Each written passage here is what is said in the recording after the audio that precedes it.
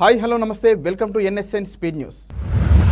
Andhra cricket association అధ్యక్షుడు శరత్ చంద్రారెడ్డి నాయకత్వంలోని apex council మూకుమ్మడిగా రాజీనామా చేసింది. దీంతో ఏసీఏను రాజకీయాలకు అతీతంగా ప్రక్షాళన చేయాలని చూస్తున్నట్లు తెలుస్తోంది. టీడీపీ ఎంపీ కేశినేని చిన్ని ఏసీఏ ప్రక్షాళన పనులు చూస్తున్నారు. ఈ నెల 4న విజయవాడలో జరిగే ఎస్జీఎంలో ఎన్నికల నోటిఫికేషన్ విడుదలయ్యే అవకాశం ఉంది. ఎంఎస్కే ప్రసాద్, జేసీ పవన్ ఏసీఏలో కీలకంగా వ్యవహరించనున్నారు. రాష్ట్రంలోని 10,954 గ్రామాల్లో జూనియర్ రెవెన్యూ ఆఫీసర్లు నియమించాలని ప్రభుత్వం నిర్ణయించింది. గతంలో ఈ సేవలు అందించేందుకు వీఆర్ఓ, వీఆర్ఏలు ఉండేవారు. గత సర్కార వ్యవస్థలను పూర్తిగా రద్దు చేసి వారిని ఇతర శాఖల్లో సర్దుబాటు చేసింది. ఇప్పుడు వారినే కాంగ్రెస్ ప్రభుత్వం జేఆర్ఓలుగా నియమించనుంది. దీనివల్ల ఆర్థిక భారం తప్పడంతో పాటు కొత్తగా నియామక ప్రక్రియ చేపట్టాల్సిన అవసరం ఉండదని ప్రభుత్వం భావిస్తోంది. లావణ్య తమను ఇబ్బందులకు గురి చేస్తోందని నటుడు రాజ్ తరుణ్ తల్లిదండ్రులు మాదాపూర్ పిఎస్లో ఫిర్యాదు చేశారు. తమ ఇద్దరికీ పలు అనారోగ్య సమస్యలున్నాయని తెలిపారు. ఆమె తమ ఇంటికి వచ్చి తలుపులు బాది కేకలు వేసి న్యూసెన్స్ చేసిందని ఫిర్యాదులో పేర్కొన్నారు. లావణ్యపై కేసు నమోదు చేసి దర్యాప్తు చేస్తున్నట్టు పోలీసులు తెలిపారు. రాజ్ తరుణ్ తనను ప్రేమించి మోసం చేశారని లావణ్య ఆరోపిస్తుండటంతో ఈ పరిణామాలు చోటు చేసుకుంటున్నాయి.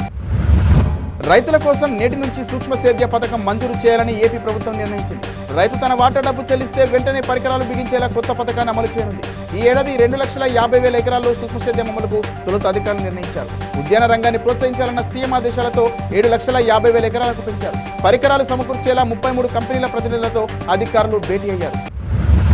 ఎస్సీ వర్గీకరణ కోసం 30 ఏళ్ల పాటు నిర్విరామంగా ఎన్నో పోరాటాలు చేసిన ఎంఆర్పీఎస్ అధ్యక్షుడు మందకృష్ణ మాదిగ తాజాగా మరో కొత్త డిమాండ్ తెరపైకి తెచ్చారు. ప్రభుత్వ రంగంలో రిజర్వేషన్లు తగ్గిపోతున్నాయి, ప్రైవేట్ వ్యవస్థలో అవకాశాలు పెరిగిపోతున్నాయి. ప్రైవేట్ రంగంలో రిజర్వేషన్ల కోసం పోరాటం చేయాల్సి ఉంది. అణగారిన వర్గాల హక్కులను పరిరక్షించేలా ఎస్సీ, ఎస్టీ, బీసీ వర్గాల ప్రయోజనాల కోసం పనిచేద్దామని ఆయన పిలుపునిచ్చారు. ఏపీ గన్నవరం మాజీ ఎమ్మెల్యే వల్లభనేని వంశీ అరెస్టుకు రంగం సిద్ధమైనట్టు కనిపిస్తోంది. గన్నవరం టీడీపీ కార్యాలయంపై దాడి కేసులో పోలీసులు ఆయనను ఏవన్ ముద్దాయిగా చేర్చారు. ప్రస్తుతం వంశీ తన కుటుంబ సభ్యులతో కలిసి హైదరాబాద్లో నివసిస్తున్నట్టు తెలుస్తోంది. ఇప్పటికే ఆయనను అరెస్టు చేయడానికి 3 స్పెషల్ టీమ్స్ హైదరాబాద్ వెళ్లినట్టు సమాచారం. మరోవైపు వంశీ అమెరికా వెళ్లినట్టు తెలుస్తోంది. తెలంగాణలో 2 రోజుల పాటు వర్షాలు కురుస్తాయని హైదరాబాద్ వాతావరణ కేంద్రం వెల్లడించింది. ఇవాళ భూపాలపల్లి, ములుగు, కొత్తగూడెం, ఖమ్మంలలో పాటు వరంగల్, హన్మకొండ జిల్లాల్లో భారీ వర్షాలు, మిగిలిన జిల్లాల్లో మోస్తారు వానలు పడతాయని తెలిపింది. ఈ మేరకు ఎల్లో అలర్ట్ జారీ చేసింది. ఇక ఏపీలో మన్యం, అల్లూరి, కోనసీమ, తూర్పుగోదావరితో పాటుగా ఏలూరు, కృష్ణా, ఎన్టీఆర్, రాయలసీమ జిల్లాల్లో ఇవాళ పిడుగులతో కూడిన వర్షాలు కురుస్తాయని ఆ రాష్ట్ర వాతావరణ శాఖ హెచ్చరించింది. దేశంలోని 36 రాష్ట్రాలతో పాటు యూటీలలో 31 జీఎస్టీ అప్పీలేట్ ట్రిబ్యునల్ బెంచ్లను ఏర్పాటు చేస్తూ కేంద్ర ఆర్థిక శాఖ ఉత్తర్వులు ఇచ్చింది. ఏపీలో విజయవాడ కేంద్రంగా బెంచ్, విశాఖలో సర్క్యూట్ బెంచ్ ఉండనుంది. ఇక తెలంగాణకు హైదరాబాద్లో ఏర్పాటు చేయనున్నారు. గోవా, మహారాష్ట్రకు 3, యూపీకి 3, గుజరాత్, రాజస్థాన్, కర్ణాటక, తమిళనాడు, బెంగాల్లకు 2 చొప్పున మిగిలిన రాష్ట్రాలకు ఒక్కో బెంచ్ ఉండనుంది. ఎస్సీ, ఎస్టీ వర్గీకరణపై తీర్పు ఇస్తూ జస్టిస్ గవాయ్ కీలక వ్యాఖ్యలు చేశారు. కొందరే రిజర్వేషన్ ఫలాలు పొందుతున్నారన్న ఆయన ఆ రిజర్వేషన్లకు క్రిమిలేయర్ వర్తింపజేయాలన్నారు. వీరిలో సంపన్నులను గుర్తించి రిజర్వేషన్ల నుంచి తప్పించేలా విధానం రూపొందించాలని చెప్పారు. రిజర్వేషన్తో అత్యున్నత స్థానాలకు చేరిన వారు సొంతంగా ప్రయోజనాలు వదులుకోవాలన్న ఆయన వారికి, వారి పిల్లలకు రిజర్వేషన్లు వర్తిస్తే మిగతా వారికి ఫలాలు అందవని అభిప్రాయపడ్డారు. ఎస్సీ వర్గీకరణపై సుప్రీంకోర్టు ఇచ్చిన తీర్పును బీఆర్ఎస్ ఎమ్మెల్యే హరీష్ రావు స్వాగతించారు. వర్గీకరణ డిమాండ్ను తమ అధినేత కేసీఆర్ ఎప్పుడో తెరపైకి తీసుకొచ్చారని గుర్తు చేశారు. వర్గీకరణ సమస్య పరిష్కారంపై ఉద్యమ సమయం నుంచే మా పార్టీ పోరాడుతోంది. రాష్ట్రంలో తొలి శాసనసభ సమావేశంలో వర్గీకరణ బిల్లును ఏకగ్రీవంగా ఆమోదింపజేశాం. ప్రతి సందర్భంలోనూ అమలుకు కేంద్రంపై ఒత్తిడి తీసుకొచ్చినట్లు చెప్పుకొచ్చారు. ఏపీలో భారీ వర్షాలు, వరదల కారణంగా ఇల్లు విడిచి పునరావాస కేంద్రాలకు వెళ్లిన కుటుంబాలకు ఏపీ ప్రభుత్వం 3,000 చొప్పున ఆర్థిక సాయం చేయనుంది. బాధిత కుటుంబాలకు 25 కిలోల బియ్యం, కిలో చొప్పున కందిపప్పు, పామోలిన్తో పాటు ఉల్లిగడ్డలు, ఆలుగడ్డల పంపిణీకి నిధులు విడుదల చేస్తూ ఉత్తర్వులు ఇచ్చింది. వరద ప్రభావిత 8 జిల్లాలకు 26,50,00,000, అల్లూరు జిల్లాకు ప్రత్యేక ఆర్థిక సాయం కింద 15,29,00,000 మంజూరు చేసింది. శేఖర్ కమ్ముల డైరెక్షన్లో ధనుష్, నాగార్జున హీరోలుగా తెరకెక్కుతున్న కుబేరా మూవీ షూటింగ్ శరవేగంగా సాగుతుంది. ఈ చిత్రంలో హీరోయిన్ రష్మిక నటిస్తుండగా తాను కూడా కీలక పాత్ర పోషిస్తున్నట్టు సునైనా స్వయంగా వెల్లడించారు. సోషల్ డ్రామా కథాంశంతో రూపొందుతున్న ఈ సినిమాకు దేవిశ్రీ ప్రసాద్ మ్యూజిక్ అందిస్తున్నారు. ఈ చిత్రంలో నాగ్ ఈడీ అధికారిగా కనిపిస్తారని తెలుస్తోంది. ఏపీలో అధిక వర్షాల కారణంగా వరి పంట దెబ్బతిన్న జిల్లాల్లో 80% రాయితీతో విత్తనాలు సరఫరా చేయనున్నట్లు ఆ రాష్ట్ర వ్యవసాయ శాఖ డైరెక్టర్ ఢిల్లీరావు తెలిపారు. తూర్పు, పశ్చిమ గోదావరి, ఏలూరు, కాకినాడ, అనకాపల్లి జిల్లాల్లో 6,354 క్వింటాల విత్తనాలను రైతు సేవా కేంద్రాల వద్ద పంపిణీ చేస్తామన్నారు. ఈ ప్రాంతాల్లో గత నెలలో 1,406 హెక్టార్లలో నారుమడులు, 33,000 హెక్టార్లలో వరి పంట నాశనమయ్యాయని చెప్పారు.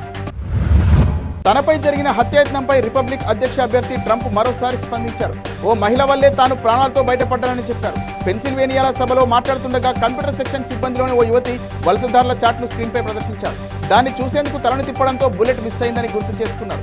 తాజాగా మరో సభలో ఆ మహిళను వేదికపైకి పిలిచి ధన్యవాదాలు తెలిపారు.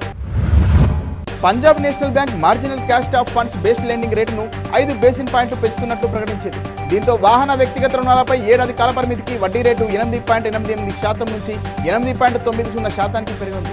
3 నెలల marginal cost of funds based lending రేటును 8.50 నుంచి 8.55%, 6 నెలలకు 8.70% నుంచి 8.75% పెంచగా 3 ఏళ్ల గరిష్ట పరిమితికి 9.15 నుంచి 9.20% చేరుకుంది. తనపై వచ్చే రూమర్స్ ను పట్టించుకోనని హీరో విజయ్ ఆంటనీ తెలిపారు. తుఫాన్ మూవీ ప్రమోషన్ లో భాగంగా మీడియాతో మాట్లాడారు. డైరెక్ట్ తెలుగు సినిమా ఎప్పుడు చేస్తారని జర్నలిస్టు ప్రశ్నించారు. టాలీవుడ్ మూవీల్లో నటించేందుకు ఆసక్తిగా ఉన్న ప్రస్తుతం చర్చలు జరుగుతున్నాయని, ఇంకా ప్రాజెక్టు ఖరారు కాలేదని చెప్పారు. తుఫాన్ తమిళ వెర్షన్ ఇవాళ విడుదల కానుండగా తెలుగులో ఈ నెల 9 ప్రేక్షకుల ముందుకు రానుంది. లోక్సభలో ప్రతిపక్ష నేత రాహుల్ గాంధీ ఇటీవల యూపీలోని సుల్తాన్పూర్లో ఓ చెప్పులు కుట్టే వ్యక్తిని కలిశారు. ఆయన బాధలు విని చెప్పులు కుట్టేందుకు ప్రయత్నించారు. ఇప్పుడు రాహుల్ కుట్టిన చెప్పులకు డిమాండ్ పెరిగిందనే సంకేతాలు వినిపిస్తున్నాయి. ఆ చెప్పుల కోసం 10 లక్షలు ఇచ్చేందుకు ఓ వ్యక్తి ఆఫర్ చేయగా తాను తిరస్కరించానని దుకాణ యజమాని తెలిపారు. రాహుల్ రాక తర్వాత తన జీవితం మారిపోయిందని, గౌరవం పెరిగిందని చెప్పారు. 2024లో ఇప్పటి వరకు 108 దేశాల్లో 13.35 లక్షల మంది ఇండియన్ స్టూడెంట్స్ ఉన్నత విద్య అభ్యసిస్తున్నారని విదేశీ వ్యవహారాల శాఖ మంత్రి కీర్తివర్ధన్ వెల్లడించారు. అత్యధికంగా కెనడాలో 4.37 లక్షలు, అమెరికాలో 3.37 లక్షలు, చైనాలో 8,580 మంది చదువుతుండగా ఉక్రెయిన్ 2,150, ఇజ్రాయిల్లో 900, పాక్లో 14 మంది చదువుతున్నారని రాజ్యసభలో తెలిపారు. విదేశాలకు వెళ్లే విద్యార్థులు భారత ఎంబసీలో పేరును నమోదు చేసుకోవాలని సూచించారు. ఏపీ సీఎం చంద్రబాబు పర్యటన నేపథ్యంలో సిపిఎం ప్రజా సంఘాల నేతల్ని పోలీసులు అరెస్ట్ చేయడం పట్ల లోకేష్ క్షమాపణలు తెలిపారు. ఇందుకు లోకేష్ క్షమాపణ చెప్పడంపై బీజేపీ ఎంపీ జీవీఎల్ నరసింహారావు స్పందించారు. మీ శాఖలో జరిగిన తప్పు కాకపోయినా పోలీసుల మితిమీరిన చర్యలకు మీరు క్షమాపణ చెప్పారన్న ఆయన, విద్యాశాఖలోని పథకాలకు తెలుగు ప్రముఖుల పేర్లు పెట్టడం అనేది గర్వించదగ్గ విషయమంటూ కొనియాడారు ఎంపీ. ఎస్సీ వర్గీకరణపై సుప్రీంకోర్టు వెలువరించిన చారిత్రాత్మక తీర్పుపై ప్రధాన రాజకీయ పార్టీలు మౌనం వహించాయి. ఆయా పార్టీల నేతలు వ్యక్తిగతంగా మాత్రమే స్పందించారు. దక్షిణాదిలో పలు ప్రాంతీయ పార్టీలు స్వాగతించగా జాతీయ పార్టీల నుంచి రెస్పాన్స్ లేదు. సుప్రీం తీర్పును స్వాగతిస్తే ఇతర వర్గాల నుంచి వ్యతిరేకత పునఃపరిశీలించాలంటే మాదిగల ఆగ్రహాన్ని చవిచూడాలన్న భయంతో పార్టీలు వ్యూహాత్మక మౌనం వహిస్తున్నట్టు తెలుస్తోంది. తెలంగాణలో మహిళలకు ఉచిత ప్రయాణంతో బస్సుల్లో రద్దీ నెలకొంది. దీంతో డబ్బు చెల్లించి టికెట్లు కొనేవారు సీటు దొరక్క ఇబ్బందులు ఎదుర్కొంటున్నారు. ఈ సమస్య పరిష్కరించేందుకు 300 సెమీ డీలక్స్ బస్సులను అందుబాటులోకి తీసుకురావాలని టీజీఆర్టీసీ నిర్ణయించింది. వీటిలో ఎక్స్ప్రెస్ కంటే 5.6% ఎక్కువ, డీలక్స్ కంటే 4% తక్కువగా ధరలు ఉన్నాయి. ఎక్స్ప్రెస్లతో పోలిస్తే సీట్లు ఎక్కువగా ఉండనున్నప్పటికీ ఈ బస్సులలో మహిళలకు ప్రయాణం ఉచితం కాదని తెలుస్తోంది. అగ్రదేశాలైన అమెరికా, రష్యాల మధ్య తీవ్ర ఉద్రిక్తతలు నెలకొన్న వేళ కీలక పరిణామం చోటు చేసుకుంది. ఇరు దేశాల 24 మంది ఖైదీలను పరస్పరం మార్పిడి చేసుకున్నాయి. సోవియట్ యూనియన్ విచ్ఛిన్నం తర్వాత వాషింగ్టన్, మాస్కో మధ్య ఖైదీల మార్పిడికి సంబంధించిన అతిపెద్ద ఒప్పందం ఇది. ఈ ఒప్పందంలో భాగంగా అమెరికాకు చెందిన Wall Street Journal reporter Evan Gershkovich, corporate security ఉద్యోగి పాల్ వెలన్తో పాటు రష్యా విమర్శకులు కాలా ముర్జాతో సహా మరో 11 మంది రాజకీయ ఖైదీలను మాస్కో విడుదల చేసింది. అందుకు బదులుగా 2 స్లీపర్ ఏజెంట్లు, 3 రష్యన్లు, మరికొందరిని అమెరికా విడుదల చేసింది. దేశంలో వస్తు సేవల పన్ను వసూళ్లు మరోసారి గణనీయంగా పెరిగాయి. జూలై నెలలో జీఎస్టీ వసూళ్లు 1.82 లక్షల కోట్ల రూపాయలుగా నమోదయ్యాయి. గతంతో పోలిస్తే వసూళ్లు 10.3% మేర పెరిగినట్లు కేంద్రం వెల్లడించింది. గతేడాది ఇదే నెలలో 1.74 లక్షల కోట్ల రూపాయల వసూళ్లు నమోదయ్యాయి. జూలైలో మొత్తం 16,283 కోట్ల రూపాయలను రీఫండ్ చేసినట్లు కేంద్రం వెల్లడించింది. రీఫండ్ తర్వాత జీఎస్టీ వసూళ్లు 14.4% వృద్ధితో 1.66 లక్షల కోట్ల రూపాయలుగా ఉన్నట్లు కేంద్రం పేర్కొంది. ఆ నెలలో దేశీయ కార్యకలాపాల ద్వారా మొత్తం ప్రభుత్వ ఆదాయం 8.9% పెరిగి 1.34 లక్షల కోట్లకు చేరుకున్నట్లు కేంద్రం తెలిపింది. దిగుమతుల ద్వారా జీఎస్టీ ఆదాయం 14.2% పెరుగుదలతో 48,000 కోట్ల రూపాయలకు పైగా వసూలు నమోదైనట్లు పేర్కొంది. జమ్మూ కాశ్మీర్ శ్రీనగర్లో సెల్యూట్ తిరంగా పేరుతో విద్యార్థులు ర్యాలీ నిర్వహించారు. ఈ కార్యక్రమంలో వివిధ పాఠశాలల విద్యార్థులు త్రివర్ణ పతాకాలను పట్టుకొని పాల్గొన్నారు. యువతలో దేశభక్తి, ఐక్యత పెంపొందించడమే లక్ష్యంగా ఈ ర్యాలీ నిర్వహించినట్లు ఉపాధ్యాయులు తెలిపారు. జాతీయ జెండాలను ఊపుతూ బడి పిల్లలు ఉత్సాహంగా నగర వీధుల్లో తిరిగారు. కార్యక్రమంలో ఎటువంటి అవాంఛనీయ ఘటనలు జరగకుండా జాగ్రత్తలు తీసుకున్నట్లు ఉపాధ్యాయులు వెల్లడించారు.